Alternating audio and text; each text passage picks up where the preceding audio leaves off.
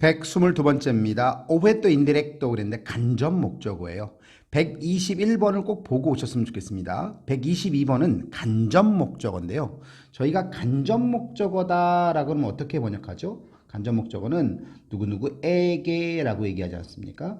이 에게라고 하는 형태는 당연히 직접 목적어인 을과 함께 왔을 때 그 다음에 나오는 게 간접 목적어겠죠.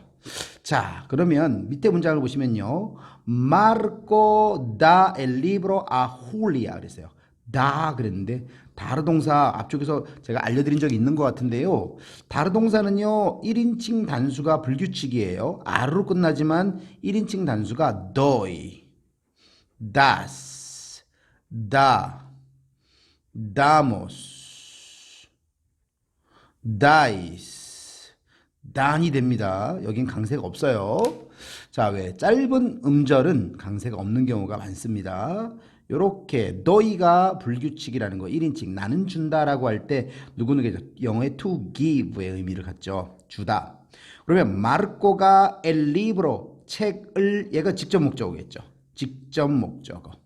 그 다음에 훌리아 훌리아에게 준다 간접 목적어. 이렇게 됩니다. 직접 목적어가 나와야 간접 목적어가 나오는 거 당연히 알고 계셔야 됩니다.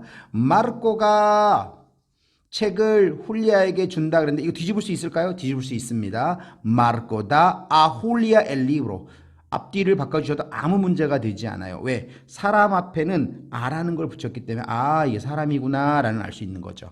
그러면서도 간접 목적어니까 누구누구에게 대상이 되기 때문에 간접 목적어는 대상으로서의 아와 사람으로서의 아가 중첩적으로 사용된다라고 생각하시면 되겠습니다. 자, 그런데 여기서 중요한 건 여기에 있습니다.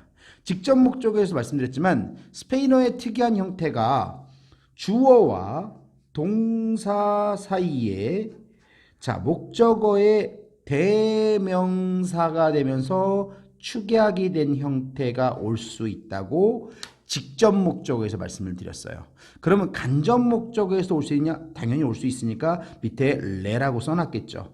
도대체 레는 뭐냐? 자, 다시 한번 나에게, 너에게 할 때 나에게 그러면 너에게 때 그 또는 그녀를 얘기할 때는요. 동일합니다. 그냥 레밖에 없어요. 자, 그 다음에 우리에게 nos, os, less라고 했는데 이러니까 직접 목적어랑 굉장히 비슷한데요 라는데 직접 목적어와 위의 형태는 동일해요. 동일하나 밑에가 레일 때 직접 목적어에서는 남녀를 구별해서 롤라, 복수일 때는 로스, 라스였었어요. 그러나 간접 목적어는 레 아니면 레스입니다. 일단은 대명사이기 때문에 이미 나왔던 것을 한 번 더 얘기할 때 사용하는 거니까 그게 남성인지 여성인지 구별할 필요는 굳이 없다라는 거 다시 한번 강조하고요. 자, 밑으로 다시 한번 간접 목적어만 이렇게 넣을 때는요. 마르코가 그녀에게 줍니다. 책을. 자, 여기서 중요한 겁니다. 간접 목적어만 집어넣을 때는 메텔레 노소스를 냈습니다. 다시 말하자면 마르코가 나에게 책을 준다. 마르코 메다 엘 리브로. 마르코가 너에게 책을 준다. 마르코 테다 엘 리브로. 마르코가 우리에게 책을 준다. 마르코 노스 다 엘 리브로.